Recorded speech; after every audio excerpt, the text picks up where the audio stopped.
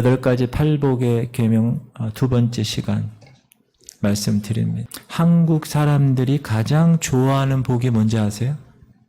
한국 사람들이 가장 좋아하는 복. 그게 무슨 복이냐면 온유의 복입니다. 왜 그런지 아세요?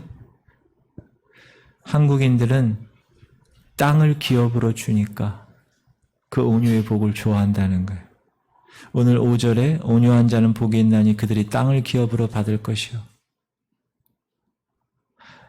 뭐니 해도 한국에서는 재테크로 땅이야.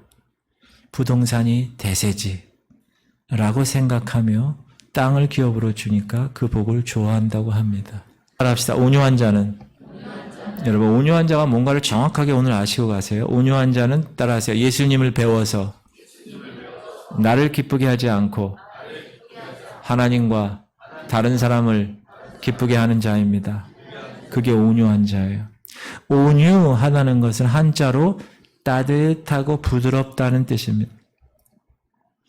여자들이 데리고 살 남자로 따뜻하고 부드러운 사람을 최고로 뽑습니다. 하지만 실제 사실 사회에서는 이런 사람이 발붙일 자리가 별로 없습니다. 강하고 때로는 냉정한 사람, 맺고 끊고를 잘하는 사람, 자신 것을 잘 챙기는 사람이 세상에서는 인정받습니다. 자, 성경에 쓰일 당시는 로마 시대, 이때는 온유함이라고 얘기하면 어떤 느낌이었냐? 비굴한 것, 굴욕적인 것, 굴종, 이렇게 생각했습니다. 노예나 비천한 신분의 사람이 참을 수밖에 없는 상태, 이게 온유라고 그랬어요. 그러니까 오늘 본문에서 예수님이 말씀하시는 온유한 자는 복이 있다, 이렇게 얘기하니까 사람들이 충격적이었죠. 아니, 노예나 비천한 신분의 사람이 참을 수밖에 없는 그 상태가 복이 있다고 이야기하는 거예요. 자, 온유라는 거를 영어로 보면 kind, 우리가 알고 있는 단어로 gentle, mild, meek 이렇게 표현을 하는데, 그러나 오늘 본문에 나오는 온유한 자의 그 온유는 tame이란 뜻입니다. 이 뜻은 뭐냐 하면 길들여진다는 거예요. 길들여진다. 자, 야생마 한 마리가 있는데 야생마는 어떤 말이에요? 막 뛰어다녀요. 자기 멋대로. 그런 뛰어다니는 야생마가 한 마리 있는데 그 야생마를 다루는 훈련사가 그 말 위에 올라탑니다. 그럼 막 정신없이 뛰죠. 근데 얼마간 견디면 이 야생마가 가만히 있죠. 그리고 그 야생마가 말을 잘 듣습니다. 고삐를 이렇게 하면 우측으로, 이렇게 하면 왼쪽으로.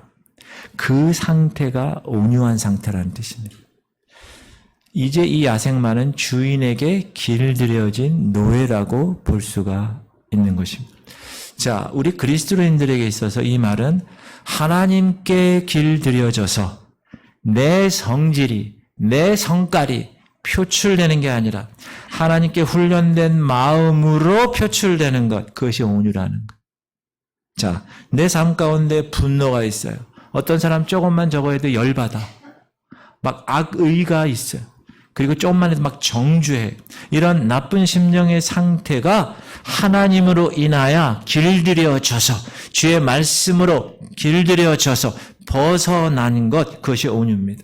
근데 그 온유한 자가 오늘 본문에서 복이 있다고 그러는 거예요. 자, 제가 질문 드립니다. 이 세상에서 가장 온유한 사람이 누구죠? 답해 주세요. 다시.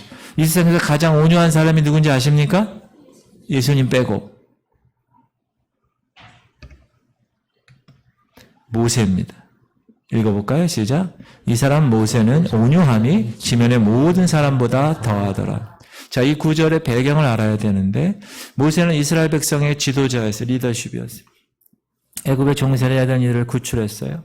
시내산에서 율법을 받았어요. 지금 이제 광야에서 이스라엘 백성들을 인도하고 있는 리더십이에요. 절대적인 존재죠. 근데 모세에게 누가 있었어요? 형과 누나가 있었어요.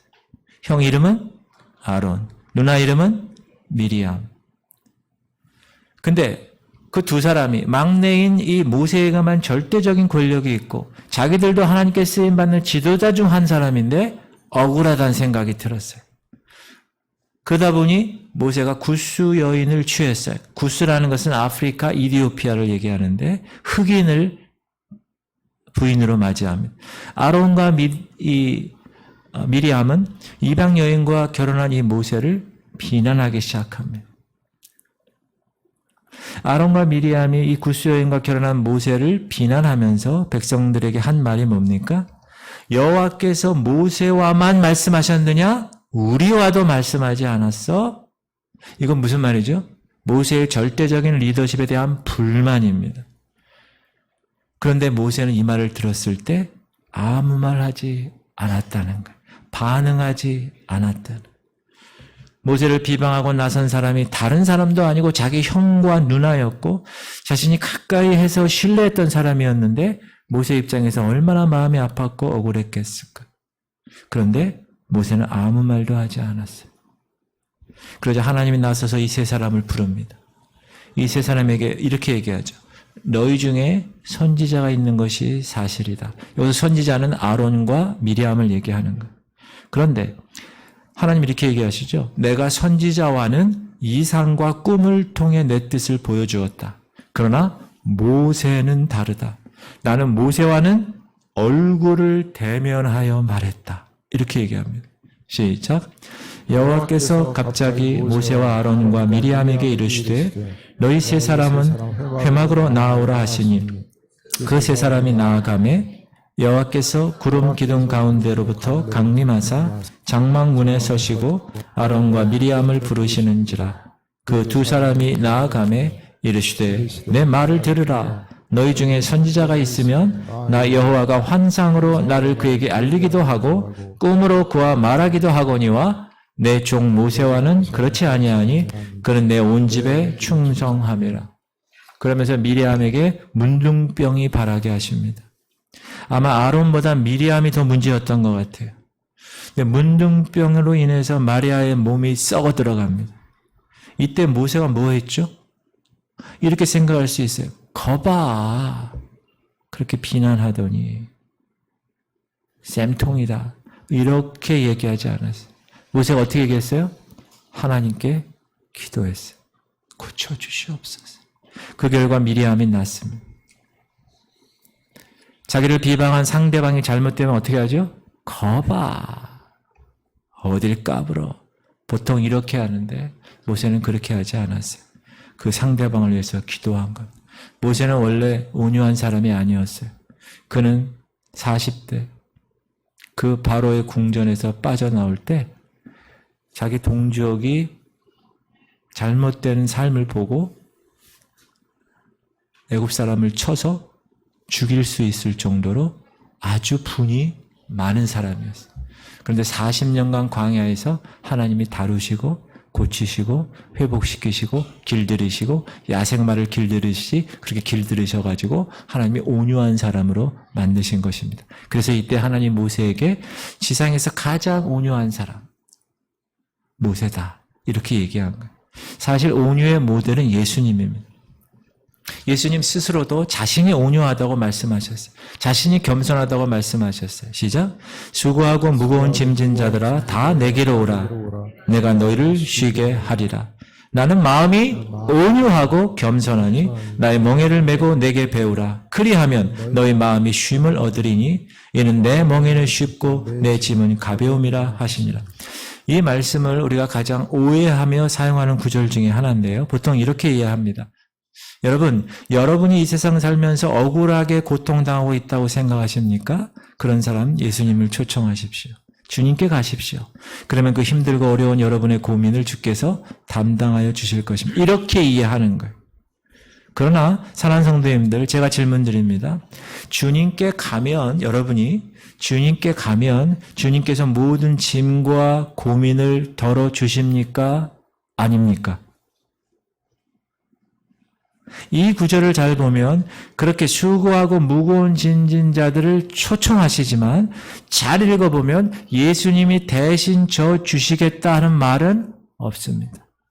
쉬게 하겠다는 말은 있습니다. 그 무거운 짐이 사라지게 될 것이다. 말은 없습니다. 그럼 이 말씀을 통해서 예수님이 말씀하시는 핵심이 뭡니까? 야, 너희들 수고하고 무거운 짐이 있어? 그럼 내게 와서 그 수고하고 무거운 짐을 지는 법을 배우라는 거예요. 예수님께 배우면 이제 그 짐은 가볍게 될 것이야. 예수님께 배우면 그 짐은 쉬운 짐이 될 것이야. 라고 얘기하는 거예요. 근데 생각해 보세요. 예수님의 짐이 가벼웠나요? 예수님의 받으신 그 십자가의 형벌이 가볍고 쉬운 짐이었나요? 그렇지 않습니다. 그러면 예수님이 왜 내 짐은 쉽고 가볍다고 얘기했을까요? 그 이유는 나는 마음이 온유하고 겸손하기 때문에 그렇다. 이 얘기를 하는 거예요. 자, 제가 질문 드릴게요. 예수님이 이 땅에 왜 오셨습니까? 죽으러 오셨습니다.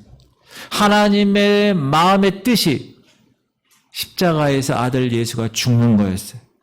그래서 그 뜻을 이루기 위해서 하나님 아버지를 기쁘게 하기 위해서 자신을 기쁘게 하기 위한 게 아니라 하나님을 기쁘게 하기 위해서 오신 겁니다. 그게 온유라는 거. 하나님께 길들여져서 하나님의 마음을 알고 그 하나님을 기쁘시게 하기 위한 행동, 아무리 그 일이 힘들고 아무리 그 일이 정말 감당할 수 없다 하더라도 그 일을 하나님이 허락하셨다면 그 일은 가볍고 쉽게 되는 겁니다. 따라합시다. 하나님께 길들여져서 하나님의 마음을 알고 하나님을 기쁘시게 하는 행동, 그것은 아무리 힘들게 느껴져도 가볍게 되는 거라는 거예요. 그게 온유라는 거예요. 예수님께 와서 배우라는 것은 짐을 내가 없어주겠다라는 게 아니에요. 이처럼 예수께서 짐 지는 법을 십자가에서 가르쳐 줬으니 너희들도 그 짐 지는 법을 동일하게 배우라. 쉽게 말하면 예수님의 온유와 겸손을 배우라는 거예요. 그래서 예수님의 온유와 겸손을 배우면 그 짐이 무겁지 않다는 거예요. 억울하지 않다는 거예요. 그 방법밖에 없다는 거예요. 어떻게든 도망가려고 하지 않는다는 거예요. 시작. 믿음이 강한 우리는 마땅히 믿음이 약한 자의 약점을 담당하고 자기를 기쁘게 하지 아니할 것이라. 우리 각 사람이 이웃을 기쁘게 하되 선을 이루고 덕을 세우도록 할지니라. 그리스도께서도 자기를 기쁘게 하지 아니하셨나니 기록된 바 주를 비방하는 자들의 비방이 내게 미쳤나이다 함과 같으니라. 바울은 이야기합니다. 강한 자가 연약한 자의 약점을 담당해야 한다. 이것이 뭐예요? 자기를 기쁘게 하지 않고 이웃을 기쁘게 하는 덕을 세우는 것이다 라고 얘기한 것입니다. 그런데 이것이 예수님이 행하신 것이라는 거예요. 자, 따라합시다. 자기를 기쁘게 하지 않고 다른 사람을 기쁘게 하는 것이 하나님을 기쁘게 하는 것입니다. 그게 온유라는 거예요. 무슨 얘기냐? 온유는 강한 자의 덕이라는 거예요. 나약해서 어쩔 수 없이 부드럽게 겸양의 모습으로 살아가는 게 온유가 아니라는 거예요. 강한 자의 미덕은 용서잖아요. 약하면 참아야 되잖아요. 약하면 성질 부리지 말고 힘을 키워야 하는 거죠. 그런데 강하지만 그 강함이 나를 기쁘게 하는 것으로 사용되는 게 아니라 상대방, 이웃을 기쁘게 하는데 사용된다면 그 사람은 온유한 사람이라는 거예요. 즉, 나의 똑똑한 것은 어리석은 사람들 위해서 군림하기 위한 것이 아니라는 거예요. 나의 똑똑한 힘이 다른 사람에게 나누어져서 그 사람이 혜택을 받는 것, 그것이 온유함이라는 거예요. 그럼 누가 그렇게 사셨어요? 예수님이 그렇게 사셨어요. 사랑하는 성도님들, 여러분 때문에 여러분 주변에 있는 사람들이 살맛이 납니까? 온유한 자는 뭐를 기업으로 받는다고요? 땅을 기업으로 받는 거예요. 유업으로 주시는 거예요. 내가 쟁취하는 것이 아니라 온유한 사람에게 하나님이 주시는 겁니다. 사랑하는 성도님들, 가정에서 온유하게 대하십시오. 배우자를 기업으로 얻을 것입니다. 자녀를 땅으로 얻을 것이에요. 이웃에게 온유하게 대할 때, 직장에서 상사나 동료나 부하 직원에게 온유하게 대할 때 그 사람을 기업으로 얻는 것입니다. 그게 하나님이 오늘 온유한 자에게 주시는 땅을 기업으로 준다는 축복인 거예요. 할렐루야. 그러므로 여러분, 성질 난다고, 열받는다고 그걸 표출하면 온유한 사람이 아니에요. 그건 야생마야, 아직도. 그러나 하나님의 말씀과 하나님의 성령의 능력으로 인하여 길들여져서 내 성질은 나쁘고 열받고 막 이러지만 하나님의 성령의 말씀에 길들여져서 나를 위한 게 아니라 내 힘이 다른 사람을 위하고 하나님을 위할 때 시험받는 사람, 그것이 온유한 사람. 저는 여러분이 온유한 사람이 되기를 주 여러분으로 축복합니다. 아멘. 크게 하세요. 여러분 신앙생활 할 때 적당히 신앙생활 하지 마세요. 아멘 할 때는 아멘 크게 하고 할렐루야 할 때는 할렐루야 하고 찬양할 때는 주님 바라보며 크게 찬양하고 할렐루야. 두 번째, 의에 줄이고 목마른 자라 나오는 거예요. 자, 이건 어떤 뜻이냐? 따라하세요. 하나님의 뜻과 하나님 나라의 성취를 간절히 사모하는 자가 의에 줄인 자입니다. 오늘 본문 6절 시작. 의에 줄이고 목마른 자는 복이 있나니 그들이 배부를 것이며. 자, 줄인다는 것, 굶주린다는 거죠. 목마른에 대한 말씀이에요. 줄인다는 것은 여러분 여기서 줄인다는 거, 굶주린다는 거는 그냥 내가 좀 살이 쪄가지고 좀 다이어트 하려고 건강하게 하려고 밥을 조금 안 먹는 거 그 정도가 아니에요. 그냥 시장기가 느껴지는 정도, 그 정도가 아닙니다. 여기서 굶주린다는 걸 제가 정확하게 말씀드리면 북한의 꽃제비가 뭔지 아세요? 북한의 꽃제비? 애들, 부모 없고 혼자서 거린처럼 밖에 나가서 막 이렇게 쓰레기통 주워 먹는 애들. 북한의 꽃제비가 먹을 것이 없어서 너무 굶주려서 혈안이 되어서 목숨 걸고 국경을 넘는 이런 상태가 굶주린 상태. 아프리카 사람들이 물과 양식이 없어서 먹을 것을 찾아서 그 대서양을 건너가지고 그 쪽배에 몇백 명씩 타가지고 그것을 얻기 위해서 뭐 하나 주면 길게 줄 서서 그것을 얻기 위해서 밀치고 쟁취하는 상태. 그게 굶주린 상태. 사랑하는 성도들, 세상 사람들은 무엇에 굶주려 있고 목말라 합니까? 돈에 굶주려 있어요. 복에 굶주려 있어요. 성에 굶주려 있어요. 성공에 목말라 합니다. 2002년도 한국을 월드컵 4강으로 이끌었던 히딩크. 그가 예선을 통과하고 16강전에서 이탈리아를 이기고 나서 뭐라고 그랬는가? We are still hungry. 우리는 아직도 배고프다. 그렇게 했어요. 세상에서도 그 큰 성공을 위해서 목말라 하고 그것을 성취하기 위해서 자신을 헌신합니다. 그렇다면 사랑하는 성도님들, 저와 여러분 같은 하나님의 백성은 무엇에 대한 굶주림과 무엇에 대한 갈증이 있어야 됩니까? 무엇에 대한 헌신이 있어야 됩니까? 따라합시다. 의에 대한 굶주림이 있어야 됩니다. 성경은 의에 대해서 거듭 말합니다. 목사님, 의가 뭡니까? 여러분, 우리의 구원을 하나님 앞에서 의롭게 된 상태. 자, 구원 받았어요. 의롭지 않았어요. 근데 의롭다고 칭해 주셨어요. 의인이라고 여겨 주셨어요. 그리고 나서 이제 거룩의 과정을 겪어 나가는 거예요. 의는 뭐냐? 따라합시다. 의는 하나님이 우리를 받으실 수 있는 기준입니다. 그게 하나님의 의예요. 하나님의 기준이 있다는 거예요. 근데 여러분들은, 세상 사람들은 자기의 기준을 가지고 신앙생활을 하는 거예요. 자기 의가 강한 거예요. 그래서 바리새파들에게 뭐라고 그랬어요? 이 독사의 자식들아. 그렇게 책망하신 겁니다. 하나님의 의, God's righteousness. 세상 사람들은 자신이 가지고 있는 것을 치장합니다.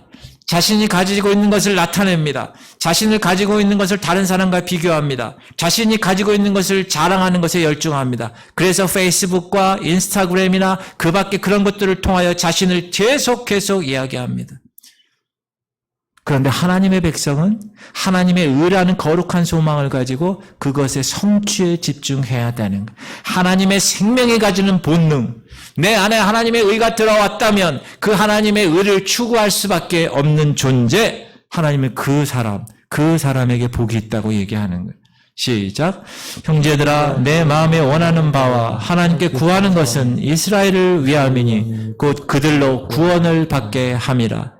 내가 증언하노니 그들이 하나님께 열심히 있으나 올바른 지식을 따른 것이 아니니라. 하나님의 의를 모르고 자기 의를 세우려고 힘써 하나님의 의에 복종하지 아니하였느니라. 바울이 유대인들을 지적한 거예요. 유대인들. 하나님의 의를 몰라 자기 의를 세우려고 열심히 살았는데 그것이 하나님의 의를 복종치 않는 행동이라고 얘기하는 거예요. 여러분, 유대인들은 자기들이 하나님께 택함 받은 백성들이라는 자랑하는 거예요. 내세우는 거예요. 그리고 이것은 하나님을 향한 열심이라고 생각했는데 아니에요. 하나님의 의를 오히려 거스르는 행동이었다는 거예요. 여러분, 하나님의 생명이 여러분 삶 가운데 있습니까? 여러분 마음 가운데 하나님의 생명이 있어요? 아멘. 크게 하세요. 그러면 당연히 하나님이 원하시는 바가 성취되는 것에 여러분이 목말라 해야 되는 거예요. 영적으로. 우리는 선행과 공로로 구원받지 않습니다. 그렇죠? 너희나 그 은혜로 인하여 믿음으로 말미암아 구원을 얻었어요. 예수님의 그 은혜, 그 보혈로 구원받았어요. 내 안에 구원받을 만한 구석이 전혀 없어요. 근데 하나님이 은혜 주셔서 구원을 선물로 받았습니다. 이건 누구의 영역이에요? 하나님의 영역. 하나님이 그렇게 하신 거예요. 믿습니까? 그래서 여러분은 그렇게 구원받은 존재가 되었다는 거죠. 그러면 구원받은 이후에는 우리의 삶의 변화가 일어나기를 하나님이 원하실까 안 원하실까요? 원하세요. 그것은 어떻게 하는 게 우리 영역이에요. 우리가 하는 거예요. 생명의 자연스러운 원리예요. 자, 여러분 부모가 자녀를 낳으면 자녀 키우면서 내가 자녀 복을 좀 보겠다 생각하지 않습니다. 자녀 때문에 고생합니다. 그러면서도 뭐라고 생각해요? 부모된 도리지. 그렇지만 자녀들이 성장하게 되면서 부모들이 자녀에게 기대를 가지게 됩니다. 이 아이들이 세상에서 바르게 살 것인가를 기대를 갖고 있는 건 당연한 거죠. 마찬가지로 사랑하는 성도들 반드시 기억하십시오. 하나님은 우리가 의로운 존재이기 때문에 부르신 것이 아닙니다. 우리는 불의합니다. 우리는 죄인이에요. 이것이 우리의 본질이라는 거예요. 그런데 하나님이 우리를 의롭다고 인정해 주신 것입니다. 그런 후에는 우리가 이제 주님 은혜 안에서 자라가면서 그 하나님의 의를 사모하게 되기를 하나님은 알고 계시고 소망하고 계시는 거예요. 그런데 내가 그 하나님의 의롭다함을 입었다고 하지만 시간이 지나도 내 안에 하나님에 대한 의에 대한 사모함이 없다. 굶주림이 없다. 목마름이 없다. 그것은 여러분이 하나님의 의롭다함을 입었는지 안 입었는지를 점검하는 기준이 되는 거예요. 그래서 점검해 봐야 돼요. 가짜일 가능성도 있어요. 내가 예수 믿고 구원받고 직분받고 10년, 20년 교회 다녔는데 내가 하나님의 의에 대한 열정이 하나도 없어. 기도의 열정이 하나도 없어. 말씀에 대한 목마름이 하나도 없어. 그냥 물에 물 탄 듯 술에 술 탄 듯 세상에 똑같아. 여러분 점검하셔야 됩니다. 바울은 자랑할 것이 많았어요. 그는 유대인 중에 유대인이었어요. 로마 시민권도 가졌어요. 유대 최고 학문을 공부한 사람이에요. 하나님 앞에서 열심히 있는 자였어요. 그러나 그것이 하나님께 의롭다함을 받는데 아무 도움이 되지 않았다고 고백하는 거예요. 오히려 그게 방해됐다는 거예요. 제가 알고 있는 교수님이 미국에서 박사학위를 받았어요. 근데 강의 시간에 뭐라 그러냐면 목회하는 분인데 큰 교회 목회하고 계세요. 지금 잘하고 계세요. 그 박사 하기 때문에 자기가 목회하는데 지장이 있다는 거예요. 영적으로 지장이 있다는 거예요. 그 학교에서 배운 그 책상에서 배운 그 신학 그것이 오히려 내 복음의 방해가 된다는 거예요. 내가 그분을 이해할 수 있겠어요. 자신은 하나님을 향한 열심이라고 생각하고 스데반을 죽이는데 바울은 가담했습니다. 근데 알고 보았더니 그것은 자신이 옳다고 드러나고 싶은 자신의 의였다는 거예요. 그래서 바울은 이렇게 고백하죠. 내가 자랑스럽게 생각했던 모든 것들 이제 똥으로 여긴다. 내가 하나님의 의를 알고 보니 지금까지 내가 추구했던 건 쓰레기여 똥이었더라. 전에는 사울이었어요. 사울이라는 뜻은 큰 자라는 것. 이제는 자신의 이름을 바울로 바꾸죠. 작은 자라는 의미예요. 물론 이방인들에게 복음을 전하기 위해서 헬라식으로 이름을 바꾼 거지만 스스로 자기 자신을 작은 자라고 부른 겁니다. 이제는 나를 드러내는 게 아니라 예수님을 드러나는 것에 내 자신의 삶을 드리고 그렇게 목마름과 굶주림으로 살아갈 것이다 하고 결단하고 헌신한 거예요. 이것이 의에 줄이고 목마른 자입니다. 사랑하는 성도님들, 이 세상은 불평등하고 모순이 가득합니다. 우리가 TV를 보면 어떤 얘기들이 어떤 문구들이 나와요. 아프리카에서 사람들이 못 사는 거, 아기가 막 힘들어하는 거, 그거 뭐 월 10,000원에 후원하세요, 뭐 20,000원에 후원하세요, 뭐 이런 거 얘기하잖아요. 그런 것들을 볼 때마다 여러분 어떻게 생각해요? 아, 저 아프리카 사람들의 가난한 실상을 보죠. 여러분 마음이 아프지 않습니까? 원래 못 살아서 원조에 의존하던 살던 사람들, 지진이 나고 기근이 심해서 그 나라 사람들이 어떻게 회복될까 걱정이 앞서죠. 여러분 사실 우리나라도 그랬습니다. 여러분 컴패션이라는 단체 들어보셨어요? 컴패션? 컴패션. 동정 이런 뜻인데 차인표가 컴패션 홍보대사로 열심히 돕고 있는데 원래 이 단체는 스와슨 목사, 저 왼쪽에 있는 미국 사람이 한국에 군목으로 왔다가 전쟁 때 6.25 때 전쟁 때 군목으로 왔다가 전쟁의 폐역 가운데 부모를 잃은 저 고아들을 보면서 고아들을 돕기 위해서 세운 기관이 컴패션입니다. 긍휼, 도와주는 마음 아픔 이런 뜻이죠. 컴패션. 그래서 컴패션 본부에 가면 한국 물건이 많습니다. 스와슨 목사님의 유품들입니다. 그랬던 한국이었어요. 제가 어렸을 때만 해도 고아들이 많이 해외로 갔어요. 홀트 아동을 복지를 통하여서. 그런데 이제 한국은 다른 나라를 돕는 나라가 되었어요. 전 세계적으로 볼 때 한국처럼 이렇게 빨리 경제 발전을 이룬 나라가 없습니다. 한 50년, 60년 만에 한국은 이제 전 세계 경제 대국의 반열에 올라가고 있어요. 물론 운도 따랐다고 사람들이 얘기해요. 월남전 때문에 엄청난 달러와 전쟁 물자가 한국에 들어왔고 그 다음 중동 건설 붐으로 엄청난 오일 달러가 들어왔고 지금은 중국 덕을 보고 있다고 합니다. 그리고 한국 사람들은 젓가락질을 해서 손이 매우 빠른데 그것도 일본처럼 나무젓가락이 아니라 무거운 쇠젓가락을 사용하니까 이 젓가락을 통해서 IT 강국이 되게 했다. 이런 말도 있어요. 자, 그럼 하나님이 왜 이 한국을 이렇게 축복하셨을까? 하나님은 한국 민족이 아픔을 아는 민족이니까 이 민족을 통하여 저 다른 민족의 아픔까지도 아파해 주길 바라는 그런 긍휼함과 그런 굶주림과 그런 목마름으로 주신 축복이 아닐까 저는 그렇게 생각합니다.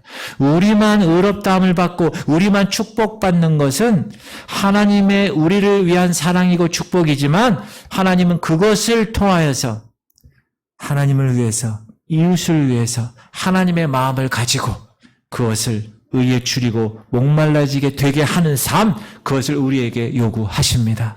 그것이 복이 있는 사람이라는 거예요. 사랑하는 성도님들 반드시 기억하십시오. 따라합시다. 예수님의 제자는 가난과 애통과 온유와 의에 줄이고 목마름으로 확인됩니다. 여러분 예수 그리스도를 따르는 사람 맞아요? 그러면 가난과 애통과 온유와 의에 줄이고 목마름으로 여러분을 확인할 수 있어야 돼요. 그래야 진정한 예수 그리스도를 따르는 사람이에요. 우리가 지난주와 함께 8가지 복 중에서 오늘까지 4개를 확인했어요. 지난주에 가난과 애통을 다뤘어요. 여러분이 성도고 신자면 영적인 자각 증상이 있어야 된다. 그것이 가난과 애통이라고 얘기했어요. 우리가 하나님과의 관계를 가지는데 하나님의 눈으로 자신의 모습을 보게 될 때 깨닫는 것. 여러분, 내가 하나님 앞에서 뭘 할 수 있겠어요? 내 자신의 무능력, 내 자신의 무력함, 내 자신의 영적 갈급함을, 결핍을 깨닫게 되는 것. 그게 심령이 가난한 사람이라고 그랬어요. 그리고 이것은 자신의 본질을 보게 되는 것이기 때문에 그것이 복이라고 그랬어요. 그리고 그렇게 심령이 가난할 때 영적인 감각이 되살아난다고 얘기했어요. 내 능력은 없구나. 그 사실을 인정하는 거예요. 그리고 그 내가 죄된 인간의 상태라는 것을 깨닫고 애통해하는 삶. 그래서 하나님을 찾고 그래서 하나님을 의지하게 되는 것. 그것이 애통한 자, 그게 축복이라고 그랬어요. 오늘 주신 말씀. 하나님을 찾아 하나님으로 인하여 야생마처럼 뛰어다녔던 내가 그분께 길들여지게 되는 것. 하나님의 말씀과 성령으로 인하여 길들여지는 것. 그것이 온유입니다. 내가 능력이 없기에 예수님께 가서 주님 이럴 때 어떻게 해야 되겠습니까? 그렇게 배우면서 자신을 기쁘게 하는 것이 아니라 다른 사람을 기쁘게 하고 결국 하나님을 기쁘게 하는 삶이 무엇인지 배워가는 것. 그것이 온유한 자라는 거예요. 이렇게 배우고 나니까 하나님의 의를 추구하게 되는 거예요. 내 속에 하나님의 생명이 나를 이런 상태로 몰고 가는 거예요. 내 안에 하나님을 사모하는 마음이 막 생기고 하나님의 뜻이 내 삶에서 이루어지고 하나님 나라가 내 삶에서 성취되는, 그리고 그 모습을 사람들이 볼 수 있게끔 열매가 맺혀지는 것, 그것에 대해서 목말라하며 살게 되는 것, 그게 의에 줄이고 목마른 자라는 것, 그것이 복된 사람이라는. 여러분, 우리가 하나님과의 관계를 맺어가는 가운데 경험되는 성품이 변화되는 것, 그게 팔복이라고 그랬어요. 그런데 요즘 사람들은 성도의 모습, 그리스도인들의 모습을 뭐라고 얘기하죠? 신자의 자각증서를 뭐라고 얘기합니까? 기쁨, 확신. 맞습니다. 그러나 이건 반쪽짜리의 진리입니다. 예수님 그렇게 말하지 않았어요. 예수님은 너희들이 리얼 크리스찬, 진정한 그리스도인의 모습이라면 가난해야 돼, 애통해야 돼, 온유해야 돼, 그리고 줄이고 목말라야 돼. 예수 제대로 믿는 사람들의 증세는 은혜 외에는 내세울 것이 없는 존재들이야. 그래서 은혜 외에는 하나님, 나는 다른 게 없습니다.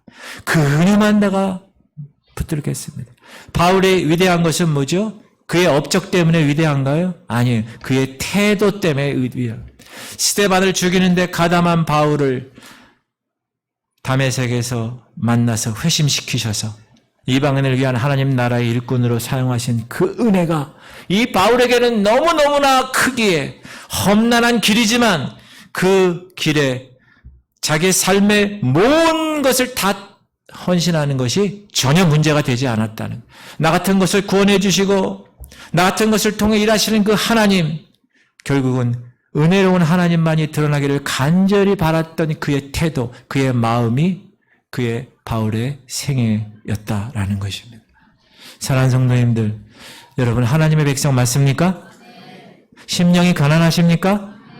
마음에 애통함과 눈에 눈물이 있어요? 온유하고 겸손하십니까? 하나님의 의 때문에 정말 너무너무 배고프고 갈증이 나세요? 어떻게 가난과 애통과 온유와 굶주림이 복일 수 있겠어요? 그러나 그것이 주님을 따라가는 길이기에 어찌 복이 아닐 수 있겠는가? 그것이 축복임을 깨닫는 여러분 되시기를 주의 이름으로 축원합니다. 그래서 복 있는 사람이라고 이야기하는 거예요. 할렐루야.